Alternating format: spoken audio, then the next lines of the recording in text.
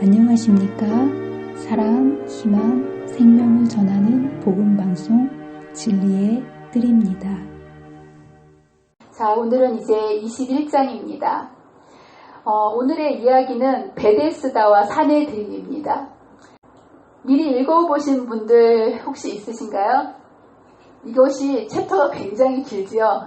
이 파트가 사실은 한 장으로 되어 있지만 크게 두 부분으로 되어 있습니다. 그래서 베데스다와 사내들인 아닙니까? 그래서 한 사건은 베데스다라는 곳에서 있었던 사건이고요. 그리고 이 사건 때문에 예수님께서 사내들인 앞으로 이제 불려나가셔서 신문을 받으시는 두 사건으로 되어 있습니다. 자, 그래서 이거는 시간적으로는 언제 있었던 일이냐면요. 첫 번째 6월절에 우리가 무슨 일이 있었다고 말씀드렸죠? 중요한 일. 성전 정결입니다. 딱 나오셔야 돼요. 성전 정결. 주님께서 이 땅에 오셨을 때 성전 정결을 통해서 공생애를 시작하셨습니다. 굉장히 중요한 사건이고 이 사건을 통해서 그 당시에 사람들의 머릿속에 있었던 가장 중요한 시간이라고 생각했던 그 안식일을 가장 많이 범하고 살면서도 그런지 모르고 살아갔던 이 공간을 더럽히고 살고 있었던 이 유대인들에게 이제 하나님의 가장 거룩한 공간인 성전을 정결하시게 하심으로써 성전의 의미를 새롭게 부각시키시는 예수님의 모습을 보게 됩니다. 그리고 이제 여기 남으셔서 니고데모도 만나시고, 그쵸? 이제 여러 가지 일을 하시면서 사마리아 여인도 만나시고, 지난번에는 이제 가나에 올라가셔가지고 이제 그 왕의 신하의 아들을 고치는 이야기를 하지 않았습니까? 여러분들 하나하나의 사건은 여러분의 믿음이 무엇인지를 하나님을 어떻게 믿고 구원을 받아야 되는지에 대한 구원의 공식들을 하나하나 설명해 놓고 있습니다. 그렇죠? 그래서 그 니고데모를 통해서는 신앙의 첫 단추, 이 거듭나지 아니하면 그치 하나님 나라를 볼 수 없다. 우리가 얼마나 많은 세월 동안 교회를 다니지만 사람이 변하지 않는다면 그것은 뭔가 잘못된 거라는 거예요. 그래서 신앙이 무엇인지 구원의 이 길을 걸어가는 사람들에게 거듭남이 얼마나 중요한지를 니고데모와의 회견을 통해서 가르쳐 주십니다. 그리고 예수님을 만나서 거듭난 인생이 어떻게 믿음 안에서 자라나는지를 누구를 통해서 알려주신 거예요? 사마리아 여인과의 만남을 통해서 단계 어떻게 우리가 예수 그리스도께로 나아가는가에 대한 여러 단계들을 소상히 그냥 막연하게 믿으면 구원을 받는다라고 그렇게 무조건 믿어라 이렇게 얘기하시는 것이 아니라 정말 단계를 너무나 자세하게 우리가 어떻게 예수님을 만나게 되는지에 대한 이야기를 사마리아 여인과의 관계를 통해서 말씀해 주십니다. 그리고 지난번에 이제 말씀드렸던 가나에서 그죠? 만났던 그 왕의 신하의 이야기는 우리가 믿음을 가져야 구원을 받는데 믿음에 대해서 너무 알지 못하는 거예요. 대부분의 사람들은 믿음의 근거를 뭘로 갖고 산다는 거예요? 눈에 보이는 것들, 그렇죠? 근데 진짜 믿음의 근거는 관계라는 것. 이것을 가르쳐 주시기 위해서 이제 왕의 신하의 그 믿음 없음을 말씀을 통해서 어떻게 믿음을 주시고 말씀을 받았을 때 전혀 믿음이 없었던 사람이 그쵸? 정말 엄청난 믿음을 가지고 있는 이제 전혀 다른 모습으로 왕의 신하가 변하는 모습을 보면서 하나하나 구원의 모습들을 어떻게 하나님을 믿어가는지에 대한 것을 알려주고 계십니다. 오늘 이야기는 바로 이 두 번째 6월절에 있었던 중요한 사건입니다. 그리고 이 베데스다의 사건은 그냥 안식일에 중풍병자를 낫게 하셨다라는 그런 단순한 이야기가 아니라 죄로 인해서 영원히 분리되고 죽을 수밖에 없는 우리 인생을 어떻게 다시 회복시켜 주심으로 인해서 하나님과의 하나됨을 만들어 가는지에 대한 구원에 대한 엄청난 교훈이 숨어 있는 것이 바로 이 베데스다의 사건입니다. 여러분 베데스다 연못 많이 들어보셨죠? 근데 베데스다는 어디에 있는 연못일까요? 베데스다 어디에 있을까요? 갈릴리에 있을까요? 유다에 있을까요? 예, 우리가 지명들을 많이 들었지만 말씀하고 지명하고 따로따로 알고 있어서 도대체 이게 베데스다는 듣기는 들었는데 어디에 있을까 많은 분들이 모르실 겁니다. 이제 베데스다는 어디에 있는 연못이냐면 예루살렘에 있는 연못입니다. 예루살렘. 예, 그리고 여러분들 이제 예루살렘은 성벽으로 이렇게 뭐 우리나라도 옛날에는 적들의 침입을 위해서 국가들은 다 뭐 합니까? 성벽을 두르지 않습니까? 그래서 예루살렘도 이런 성으로 둘러싸여져 있습니다. 근데 예루살렘 성이 네모 반듯한 것이 아니고요. 지리적인 그 요건에 따라서 이렇게 좀 길쭉하면서 울퉁불퉁한 모습으로 이렇게 생겼습니다. 동서남북에 이렇게 생겼고요. 성전은 어디쯤에 있냐면 이쪽 동쪽으로 붙어서 성전이 있습니다. 그리고 예루살렘 성벽이 이렇게 쌓여져 있지만 문이 있어야지 들락달락하지 않겠습니까? 그래서 예수님 당시에 있었던 성곽에는 한 10개 정도의 문이 있었다고 합니다. 예, 그런데 이 베데스다 연못은 어디 문 옆에 있었던 연못이라고 되어 있죠? 네, 양문 곁에 있다고. 그래서 이제 중요한 문은 여기 이제 황금문이라고 그래가지고요. 이 문이 이렇게 대표적인 문이 있어요. 이 문은 황금문인데요. 황금으로 된 거는 아니고요. 이 문은 중요한 문이지만 닫혀 있어요. 유대인들이 메시아가 오는 문으로서 이 문은 메시아가 들어올 문이기 때문에 열어놓지를 않고 메시아만 들어올 수 있도록 닫아놨지만 굉장히 중요한 위치에다 이 황금문을 놓습니다. 그리고 오늘의 이 말씀의 그 배경이 되는 양문은요. 이쪽 북동쪽에 난 아주 작은 문입니다. 양문, 이름대로 이 문은 무슨 문일까요?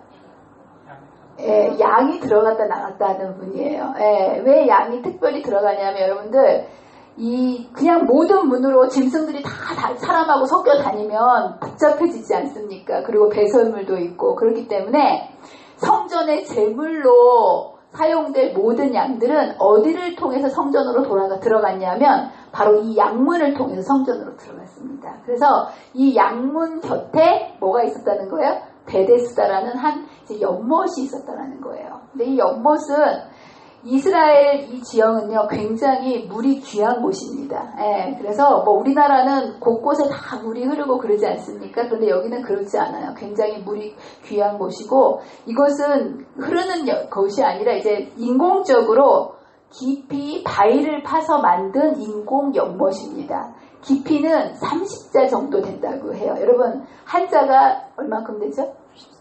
한 자? 30cm죠? 그러면 30자면 여기가 깊이가 어느 정도 되는 연못이에요? 3, 3은 9니까 900cm. 그러니까 9m 정도 깊이를 파가지고 연못을 만든 거예요. 근데 여기 내려가려면 9m 되는 데를 그냥 내려갈 수는 없지 않겠습니까? 그래서 계단이 이제 또 돌을 깎아가지고 24개의 계단으로 되어 있는 이제 그런 인공 연못이었고, 특별히 연못은 그냥 양들이 물 먹고 지나가는 그런 연못이 아니고 이 연못은 굉장히 특이한 연못인데요. 뭐가 특이할까요? 보통 연못은 무슨 용도로 팝니까? 식수를 공급하다든지 정원을 가꾸기 위해서 하는데 이 연못에는 환자들이 바글바글 모여 있는 거예요. 예, 천막을 이렇게 쳐놓고 여기에 이제 환자들이 모여있는 그 모습을 보게 됩니다. 저는 옛날에 이 성경절을 보고 참 이상하다. 이런 일이 성경에 다 기록되어 있네? 라고 제가 놀랬던 성경절이 바로 이 성경절입니다. 여러분 요한복음 한번 펴보시기를 바랍니다.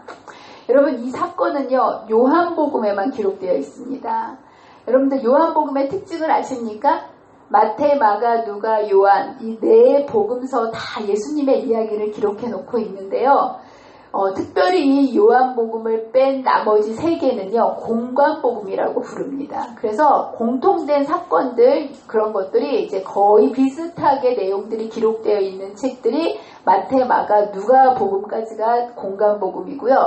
요한복음은 공관복음에 속하지 않습니다. 왜냐하면 제일 마지막에 쓰여졌기 때문에 앞에 있는 내용이랑 겹치지 않는 내용들을 요한이 의도적으로 기록해 놓아서 거의 90% 이상이 요한복음에는 다른 복음서에 없는 내용들을 기록해 놓고 있는 거예요. 그리고 기록해 놓은 장소의 배경이 대부분 공간 복음의 배경은 갈릴리 지역에 있었던 예수님의 사역에 초점이 맞춰졌다면 요한복음의 내용들은 예루살렘을 중심으로 해서 일어났던 일들을 많이 기록해 놓고 설교라든가 토론이라든가 성전을 중심으로 있었던 일들을 기록해 놓고 있습니다. 그래서 여러분들이 앞에서 배웠던 여러 가지 사건들, 뭐 5 제자를 만난 이야기나 가나의 혼인잔치나 1차 성전 정결에 대한 이야기가 4복음서에 다 나와 있지만 나머지 3번의 공간 복음은요, 예수님이 돌아가시기 전에 2번째로 했던 성전 정결을 얘기하는 거고요. 초기에 있었던 성전 정결은 누구만 기록하는 거예요? 요한만 기록한다. 다른 이제 성전 정결을 2번 하셨지만 이제 이 성전 정결에 대한 또 다른 성전 정결을 요한이 이야기하고 있고, 그리고 니고데모와의 회견도 어디만 있어요? 요한복음에만 있습니다. 사마리아 여인을 만난 이야기도 어디만 있는 거예요? 요한복음에만 있고, 오늘의 베데스다의 이야기도 어디만 있는 거예요? 요한복음에만 있는 이야기입니다.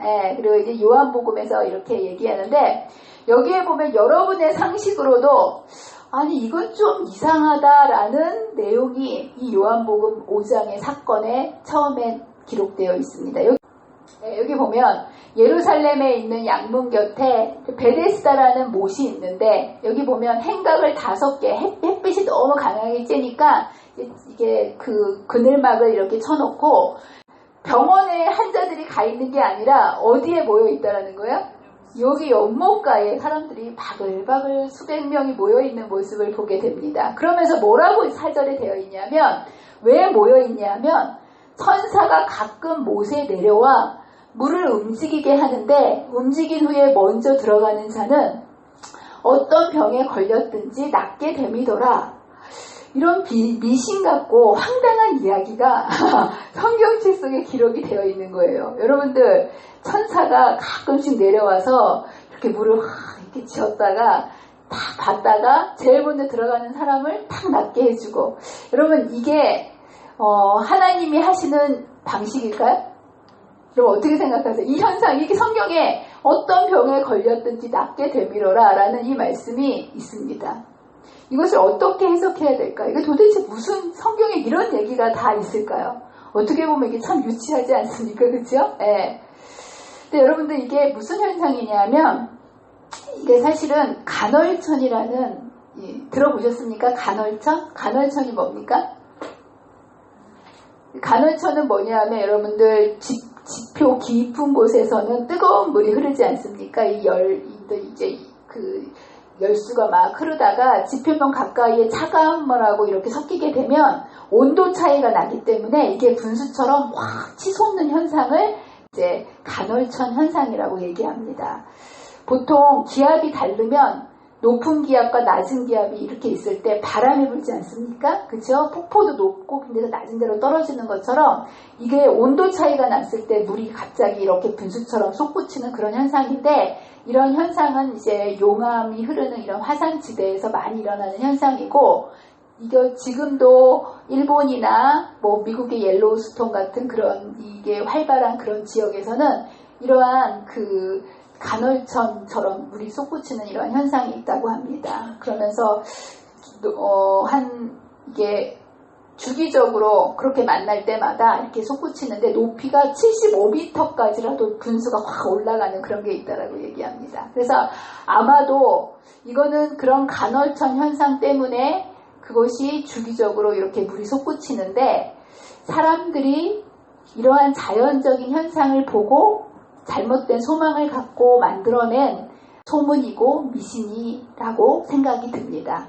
그래서 여기 보면 성경을 자세히 읽으셔야 돼요. 때때로 여러분들이 성경을 읽을 때 이게 이게 성경이 하나님의 감동으로 적은 책이기는 하지만 이 성경을 옮겨서 사본으로 옮기는 과정 속에서 사람들이 거기에 있는 내용들을 잘못 옮기기도 할 수 있을까요? 없을까요? 있다라는 거예요. 여기 보면 가로가 있지 않습니까? 3절에 보면 물의 움직임을 기다리니 라고 얘기하면서 성경을, 여러분이 가지신 성경을 자세히 보면 거기 안에 이 가로로 적힌 부분이 있고요. 성경 밑으로 쭉 내려서 보시게 되면 하단에 관주가 나오거든요. 거기 뭐라고 적혀 있냐면 어떤 사본에는 이 괄원의 구절이 없다라고 되어 있어요. 예, 그렇기 때문에 이거는 옮겨 적는 과정 속에서 사람이 이제 집어넣은 성경 구절이고, 그러면 여러분들 한두 사람도 아니고 이렇게 그런 간헐천에 있는 그런 현상을 통해서 사람이 낫기는 낫기 때문에 이렇게 몰려 있을 텐데 도대체 이게 어떻게 설명을 해야 할까요? 여러분들 정말 나았을까요? 예, 근거 없이 수많은 사람들이 이렇게 몰려 있지는 않지 않겠습니까? 그래서 아마도 이 수백 명의 사람들이 모여 있지만 여러분 이 물에 제일 먼저 들어가는 사람은 비교적 건강한 사람이 제일 먼저 들어갔을까요? 중증 환자들이 들어갈 수 있었을까요? 예? 중증 환자요? 예.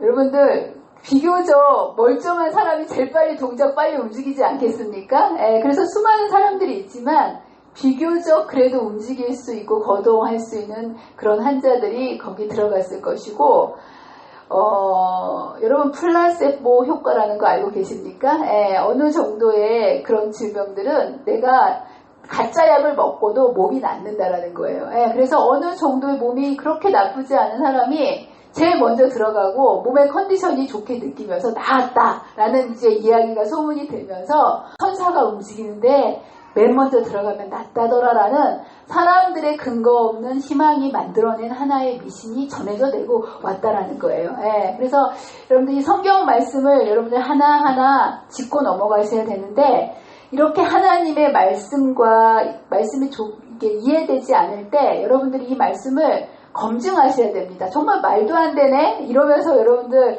하나님 안 믿어 이럴 것이 아니라 하나님의 모든 말씀을 이것이 정말 그러한가 하는 그 데살로니가 사람들처럼 이 말씀 하나하나를 정말 이렇게 검증하시면서 성경을 읽으셔야 된다는 거예요. 그래서 이것이 정말 진리인가라는 것을 여러분들이 검증하실 때 첫 번째 기준이 되는 것은 하나님의 성품과 조화되는가. 여러분들이 말씀을 읽으면서 검증의 첫 번째 중요한 요점은 뭐냐면 하나님께서 전체적으로 하나님의 말씀을 통해서 주신 하나님의 성품과 하나님의 말씀과 조화로운 말씀인가. 하나님은 이때는 이렇게 말씀하시고 저때는 저렇게 말씀하시는 분이 아니시기 때문에 하나님은 변하지 않는 분이지 않습니까? 진리시기 때문에. 그래서 이런 말씀들의 모든 내용들이 하나님의 성품과 조화되는지를 여러분들이 꼭 확인하셔야 됩니다. 근데 여기 보면 이것이 하나님의 성품과 조화됩니까?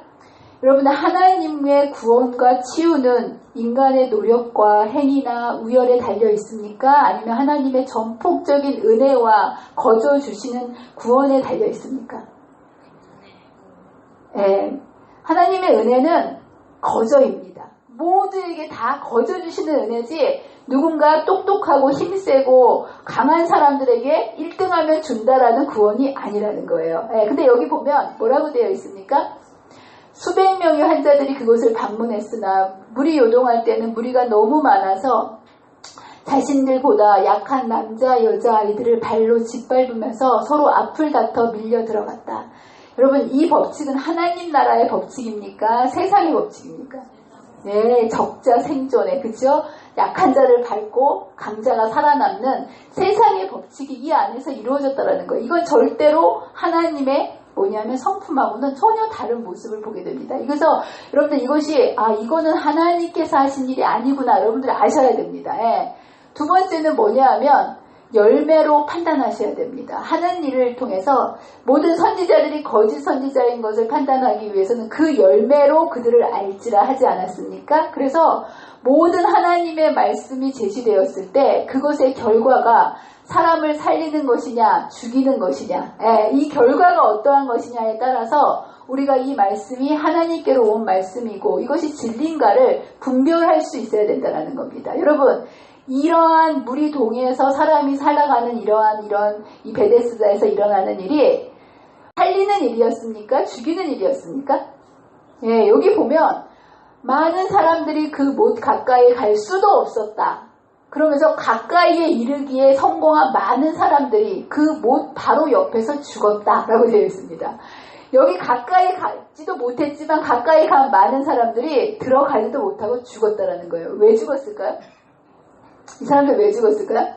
밟혀 죽인 거예요. 밟혀 죽인 거.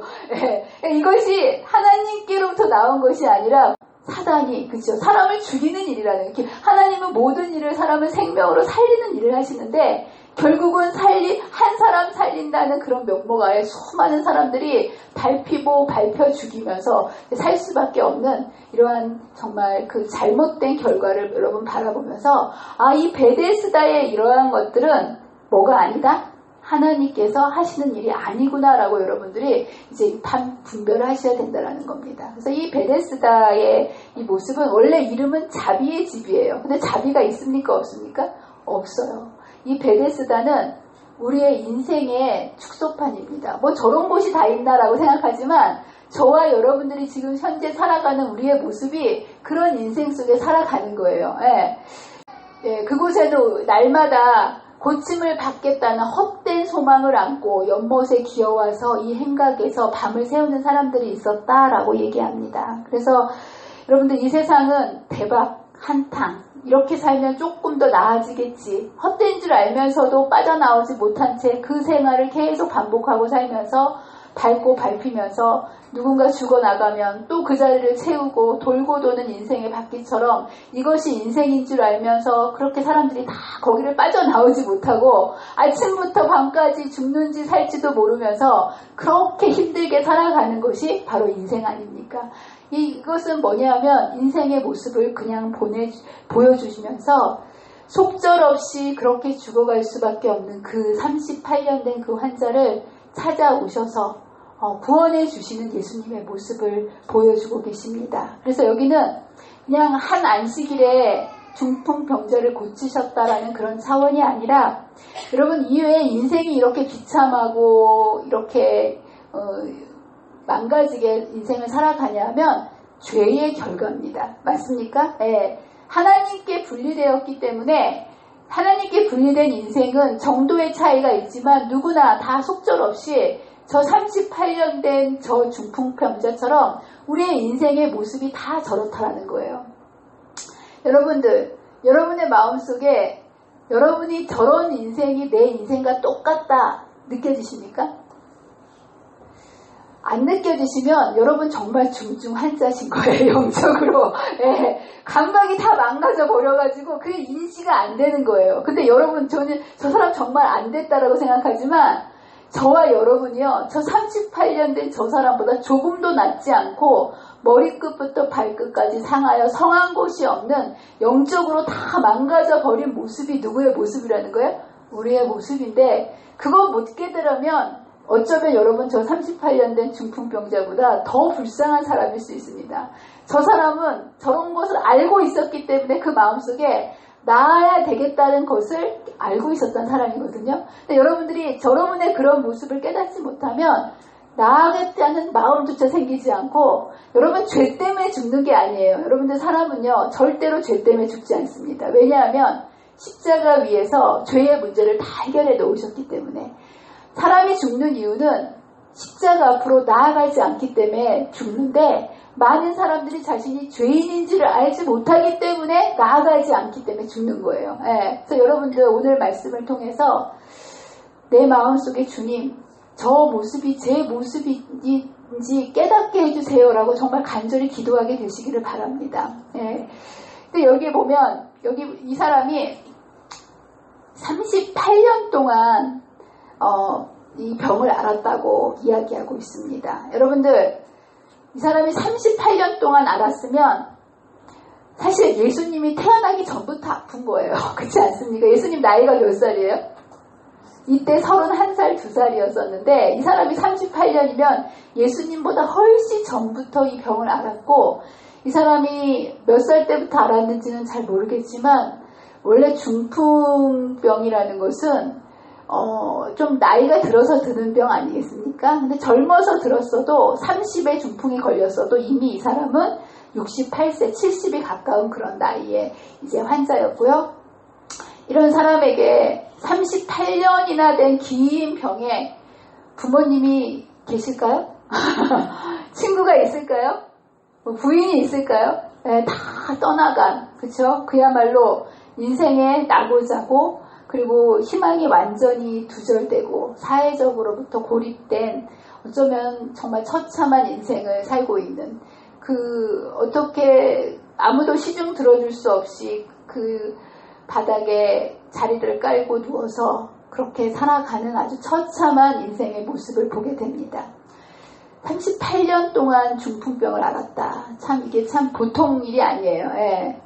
근데 여러분들 이 사람에게도 처참한 인생이지만 배울 게 딱 하나 있습니다. 그게 뭘까요? 배울 게 있어요. 뭘까요? 낳고자 하는 희망을 버리지 않았다는 거예요. 여러분 38년이라는 세월 동안에 그쵸?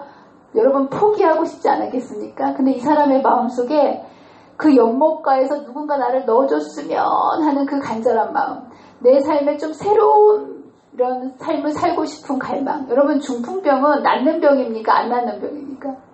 사실 현대의학으로도 중풍병은 낫는 병이 아니라고 얘기를 합니다. 그런데도 불구하고 이 사람은 새 삶에 대한 갈망, 낳고자 하는 그 열망이 마음속에 가득했다라는 거예요. 여러분들 예수님은 항상 이런 사람을 찾아오십니다. 여러분의 마음속에 정말 이 새로운 삶에 대한 거듭남에 대한 주님을 만나고 싶은 구원받고자 하는 갈망이 있을 때 주님께서는 찾아오시는 모습을 보게 됩니다. 사마리아 여인도 그런 여인이었고 주님은 그 먼 길을 찾아오지 않으셨습니까? 이 사람도 어떻게 구원받을 줄은 알지 못했지만 이 사람의 마음속 깊은 곳에는 정말 간절한 갈망이 있었는데 어떤 갈망이 있었다는 거예요? 낫고자 하는 열망, 그쵸? 회복되고자. 여러분 죄로부터 이렇게 내가 낫고자 하는 열망이 정말 있습니까? 그런 열망을 갖게 되시기를 바랍니다. 예, 여러분 이런 열망을 정말 여러분들 이 세상에 무엇을 위해서 갖고자 하는 세상을 쫓아가는 그런 열망이 아니라 정말 영원한 생명을 주시는 그 구원, 우리의 죄로부터 구원해 주시는 그 구원을 위해서 여러분의 마음속에 그 영적인 갈망을 갖게 되시는 저와 여러분이 되시기를 간절히 바랍니다. 여러분들 이 구원은요, 구원을 통해서 우리에게 회복을 주시는데요. 이거는 뭐냐면 하나님과의 분리된 우리를 다시 하나 되는 것이 회복입니다. 맞습니까? 네, 죄 때문에 분리되어서 이렇게 인생이 처절할 수밖에 없는 우리를 다시 찾아오셔서 하나됨을 이루어 주실 때 우리가 회복되는 모습을 보게 됩니다. 그래서 회복의 이 첫 번째는 만남이 중요합니다. 근데 여러분들 만나려면 사람을 봐야 만나지 않겠습니까? 여러분 교회 오실 때 여러 사람들 만나지 않았습니까? 지하철 타고 오신 분들은 수백 명이 스치고 지나가잖아요. 그렇죠? 근데 여러분들 반응하셨습니까?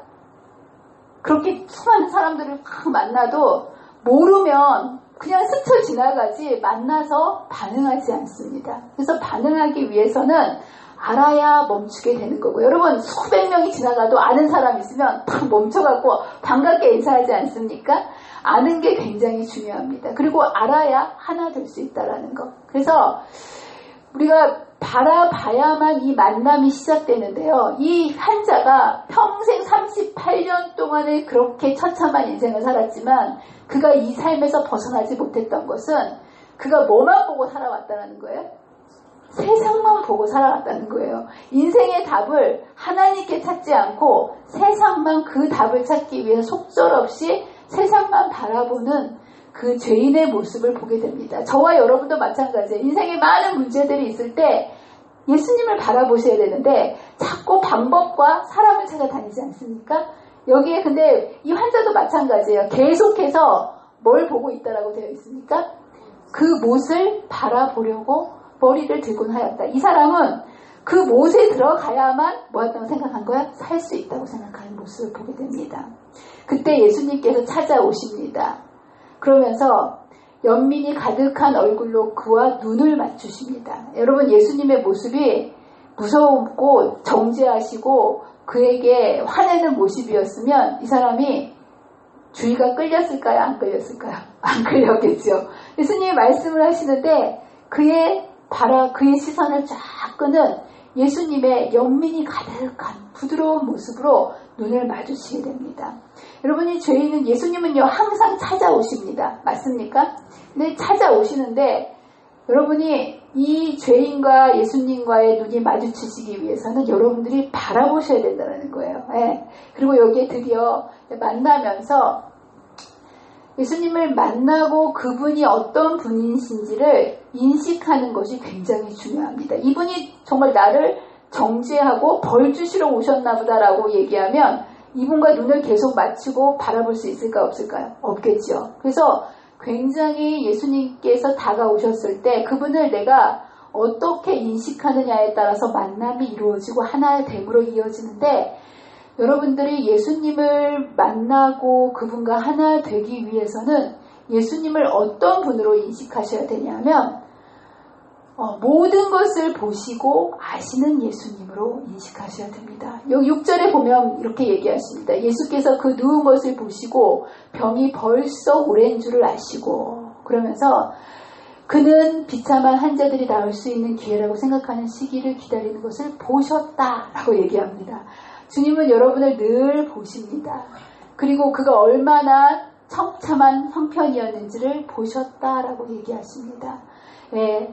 근데 여러분들 이 사람이 왜 이렇게 힘들게 살아왔냐 하면 이 사람의 마음속에는 어떤 마음을 갖고 있었냐면 자기는 하나님의 자비에게서 끊겼다고 생각하면서 오랜 불행의 세월을 보내왔다라고 얘기합니다. 주님은 우리를 항상 보시고 우리를 아시는데 이 환자는 늘 뭐라고 생각했다는 거예요? 나는 혼자고 버림받았다고 생각했다라는 거.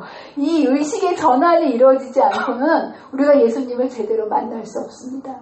여러분의 머릿속에 예수님은 저 하늘에 계시고 우리는 이 땅에 있는 그런 분으로 생각하시면 여러분과 주님과의 진정한 만남은 이루어지지 않습니다.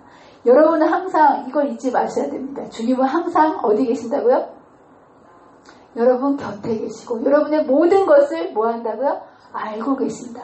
저는 때때로요 힘들고 어려울 때마다 하나님이 다 보고 계시고 다 알고 계시지 그러면요 얼마나 마음이 든든하고 이 마음속에 평안이 밀려오는지 몰라요. 이걸 내 힘으로 다 겪어야 된다고 생각하면 이 세상이 얼마나 두렵고 힘든 세상인지 모릅니다. 그런데 어떤 어려움이 있든지 주님이 다 보시고 다 알고 계시지 이 믿음을 갖고 있으면 어떤 고난 속에서도 함께 하시는 그 임재로 인해서 우리는 힘을 얻고 살 수 있다는 거. 여러분의 마음이 우리 예수님을 다 아시고 다 알고 계시고 우리를 늘 눈동자처럼 바라보고 계시는 예수님으로 인식하게 되시기를 간절히 바랍니다. 그러면서 여러분들 우리에게 뭐라고 했냐면 내가 낫고자 하느냐라는 말씀을 하십니다. 이 말씀에는 굉장히 중요한 의미가 있는데요. 희망을 주시는 예수님의 모습을 보게 됩니다. 여러분들 이게 38년 동안 계속 절망만 한 이 사람에게는 날 것 같다는 희망이 있을까요? 없을까요? 여러분들 이 학습된 무력감이라는 심리학적 요구가 있습니다. 어떤 사람이 계속해서 무력감, 실패만 계속되는 사람들은요. 어떤 상황이 이렇게 딱 맞닥뜨리게 될 때 그 상황을 피할 수 있는 상황이라 할지라도 나는 못해, 나는 할 수 없어 라고 포기해버린다는 거예요. 예. 이 사람이 38년 동안 여러 가지 방법을 통해서 낫고자 했지만 나았을까요? 안 나았을까요? 이 사람의 마음속에 학습된 무력감이 있을까요? 없을까요? 예, 있겠죠. 여러분들 내가 정말 이거 고치고 싶고 믿음대로 살고 싶고 열심히 하고 이런 다른 인생을 살고 싶은 수많은 시도가 있었는데 그때마다 안 될 때 나는 안 되나 보다라는 무력감이 밀려오지 않습니까? 예. 이 사람도 물론 그랬다라는 거예요. 그런데 주님께서는 이 사람에게 먼저 고쳐주시기 위해서 이 사람의 그 학습된 아무도 고칠 수 없는 그 절망 속에 있는 그 무력감을 희망을 말씀을 통해서 넣어주심으로 회복시켜 주시는 모습을 보게 됩니다. 계속적인 실망은 그의 남은 기력을 신속히 빼앗아가고 있어요. 한 번도 나은 적이 없는 거예요. 예, 그렇기 때문에 이 사람의 마음속에는 이 실망 속에 있었던 그에게 내가 낫고자 하느냐라고 말씀하십니다. 그러면서 이 사람에게 그 말씀을 하셨을 때 마음속에 뭐가 일어났다는 거예요? 예, 희망이 일어나는 모습을 보게 됩니다. 그의 마음속에는 그 말씀을 듣는 순간 희망이 솟아났다라는 거예요. 원래 없었는데 솟아나는 모습을 보게 됩니다. 말씀은 이런 힘을 가지고 있습니다. 근데 여러분들, 하나님의 말씀을 통해서 우리에게 희망을 주실 때 희망과 절망은 동시에 들어옵니다. 두 가지 생각이 들어온다라는 거예요. 사단도 반격을 가합니다. 가만히 있지 않는다라는 거예요. 뭐라고 얘기합니까? 자기가 얼마나 자주 그곳에 들어가려고 했었는지를 상기했다. 그러면서 내가 이제까지 했는데 내가 못했잖아. 여러분, 이거는 누가 주는 생각일까요? 네. 여러분들, 무엇을 보느냐에 따라서 희망이 들어올 수도 있고요, 절망이 들어올 수도 있습니다. 예수님을 바라볼 때는 마음속에 희망이 남았어요. 그렇죠? 그런데 자신의 형편과 자기 자신과 모습을 바라봤을 때는 뭐가 들어옵니까? 절망이 들어오는 모습을 보게 됩니다. 예. 그러면서 이 사람의 말이 기껏 뭐라고 얘기하냐면 물이 움직일 때 나를 넣어주는 사람이 없어서 내가 가는 동안에 다른 사람이 먼저 내려가나이다. 그래서 여러분, 이 말이 틀린 말 있어요, 없어요? 물이 동할 때 넣어주는 사람이 없어서 내가 못 갑니다. 이 말이 틀립니까, 안 틀립니까? 하나도 틀린 말이 없는 사실이에요. 사단이 사람을 절망시킬 때는요, 사실을 가지고 절망시킵니다. 근데 여러분, 절대로 속지 마세요. 예. 그러나 여러분들, 하나님께서 우리를 구원하실 때는 진리 가운데서 진실로 우리를 구원하십니다. 그런데 여러분들이 원하는 방식대로 구원하시는 것이 아니라, 아까도 말씀드렸듯이 우리가 구하거나 생각하는 것보다 더 좋은 방법으로 구원해 주신다는 거예요. 여러분, 생각해 보세요. 이 사람에게 그 사람이 원하는 대로 물에다 던져 넣어줬으면 이 사람 몸 났을까요, 안 났을까요? 안 났겠지요. 예, 구원을 해주시지만 그 사람이 원하는 방식이 아니라 뭐냐면 주님께서 가장 좋은 방법으로 구원을 해주시는데, 일단 주님께서는 구원의 자유의지를 주시면서 선택하게 하신, 내가 낫고자 하는, 여러분, 하나님은 전지전능하시기 때문에 하나님의 힘으로 일방적으로 구원하실 수 있을까요, 없을까요?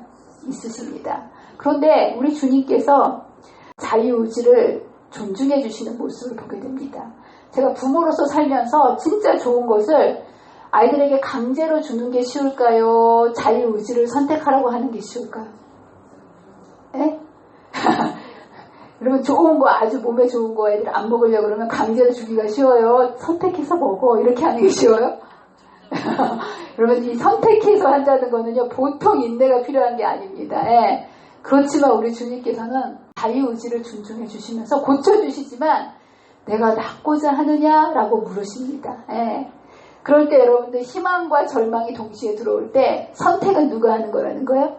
예, 우리가 하는 겁니다. 예, 그래서 세 번째로 자유의지를 통해서 이제 그를 일으켜 주시는 모습을 보게 됩니다. 일어나 내 자리를 들고 걸어가라. 여러분, 고쳐주시는 일은 하나님의 일이지만 말씀에 순종하는 일은 누가 해야 되는 일입니까? 사람이 하는 일입니다. 여러분, 잊지 마시기를 바랍니다. 여러분, 이 사람이 죄인으로서 이렇게 내가 걸어가라라고 명령했을 때 성취되는 것을 보면서 걷게 해주시면 제가 걸을게요 했으면 이 사람은 이날 걸을 수 있었을까요? 없었을까요? 그럼 믿음의 공식은요, 말씀에 하라고 명령이 있을 때 그것이 성취되는 것을 보고 순종하는 것이 참 믿음일까요? 말씀이 있었을 때 순종할 때 성취가 되는 걸까요? 1번일까요? 2번일까요? 여러분들, 이거는 사실 이해할 수 있는 명령은 아닙니다. 이 사람이 38년 동안 못 걸었는데 사실 걸으라 그러면 이걸 어떻게 걸을 수 있겠습니까? 이것은 마치 요단강이 물이 막 흐르고 홍해가 걸려졌는데 건너라 라고 하시는 그 명령하고 똑같은 거예요. 예, 그런데 그것이 순종할 수 있기는 힘들고 이해할 수는 없고 비상식적이고 뭐냐면 이성적이지는 아니지만 순종하기로 결심하고 뜻을 정해서 순종할 때 하나님께서는 그 나머지에 뭐를 주신다는 거예요? 순종할 수 있는 능력과 모든 것들을 하나님께서 이루어 주신다는 거.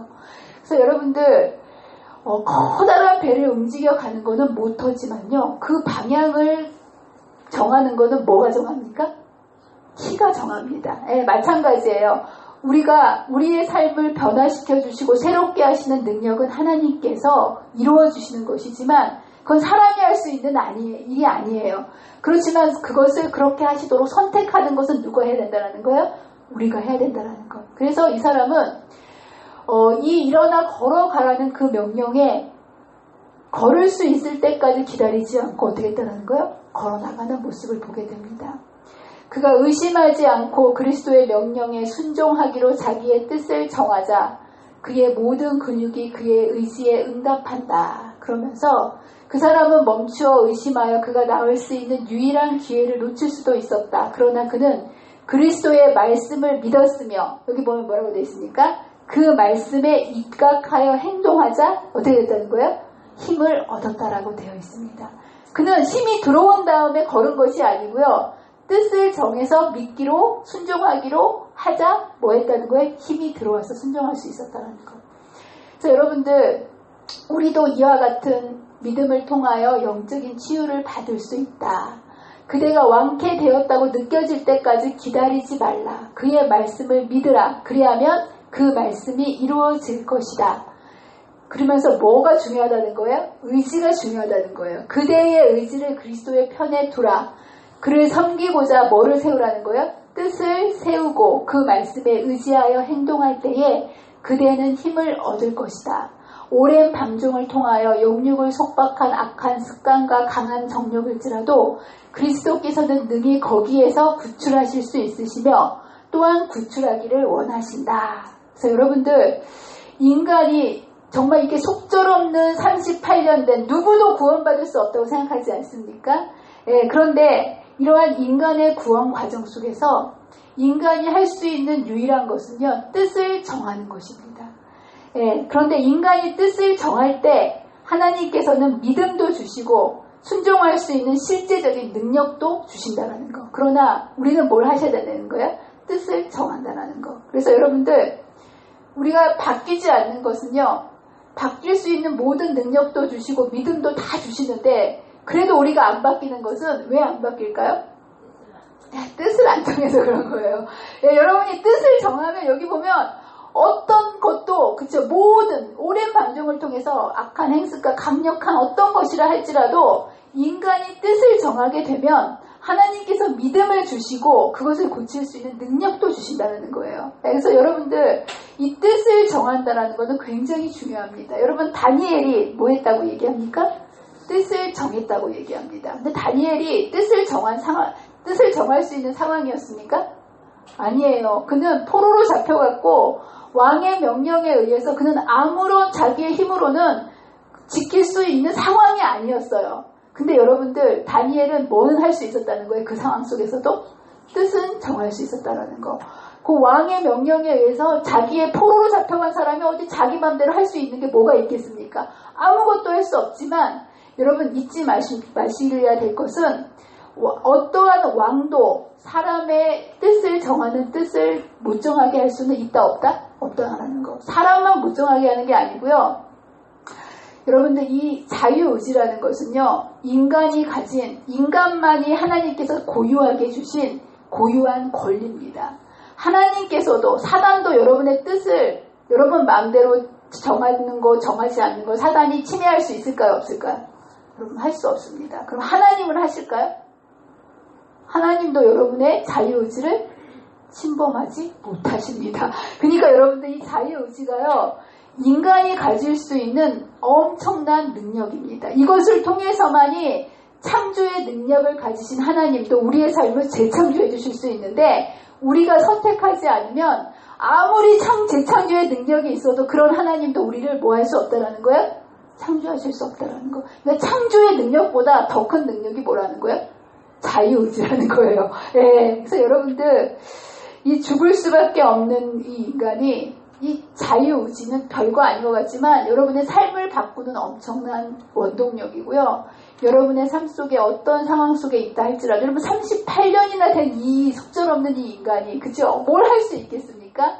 그러나 뜻을 정하자 주님께서는 그에게 믿음을 주시고 그의 삶을 새롭게 재창조해 주시는 모습을 여러분 오늘 바라보면서 오늘 저녁 집으로 돌아가셔서 하나님 앞에 뜻을 정하게 되시기를 간절히 바랍니다.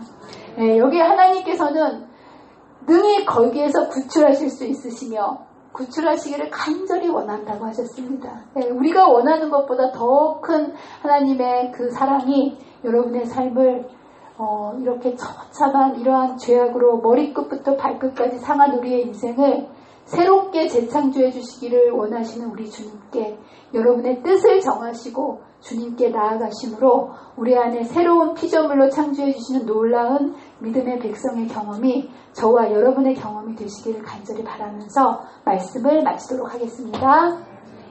기도하겠습니다. 사랑과 은혜가 많으신 참 좋으신 하나님, 오늘 이 38년이나 된 모두에게 버림받고 스스로도 정말 속절없이 아무것도 할 수 없이 누워 있었던 이 죄인을 찾아오셔서 그의 마음속에 내가 낫고자 하느냐 부드럽게 물어주시는 주님의 음성을 오늘 이 저녁 저희들의 귀에도 들려주시기를 간절히 원합니다. 주님께서 그 음성으로 우리에게 물으실 때 우리가 기꺼이 주님께 내가 낫고자 하나이다 라고 우리의 뜻을 주님께로 정할 수 있는 믿음의 백성이 되게 해주셔서 우리의 삶을 새로운 피조물로 창조시켜 주시는 놀라운 구원을 매 순간 경험하고 살아가는 귀한 주의 백성들이 되도록 도와주시기를 사랑과 은혜가 많으신 예수님의 이름으로